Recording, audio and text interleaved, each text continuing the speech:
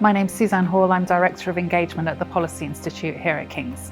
We wanted to set out to look at the cost of living crisis and specifically to explore people's lived experience of it here in King's home boroughs of Lambeth, Southwark and Westminster.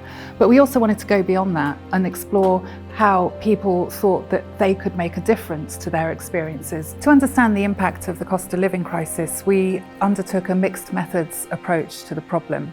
We did peer research with people living in King's home boroughs. We asked them to interview friends and family members to get a greater sense of what the cost of living crisis is like. We got people to participate in diary activities for a period of a couple of weeks, taking pictures and logging their day-to-day experiences of what was going on. We found that everyone is being negatively affected by the cost of living crisis. This isn't just something that's affecting the most vulnerable in society, it's something that's playing out in London in every single household right now. People are really struggling. They're already making cutbacks to the day-to-day activities that they undertake.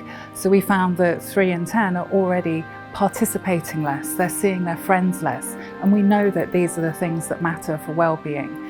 We also found that people are shopping around more, they're taking greater time to look for bargains, and all of that has an impact on other things that people are able to do. It's more decisions, it's more taxing for them.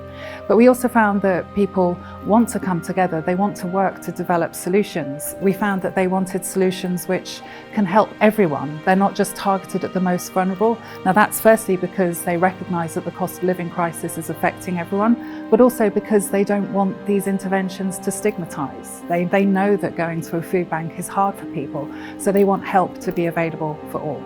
We've had impact, I think, in 3 main ways. The first is policy impact, which we're really delighted about. We've been speaking to the team at Lambeth Council and also Westminster Council and also the Greater London Authority. They've been on board right from the start, shaping the research as we've gone, and they're using the findings to develop their strategies.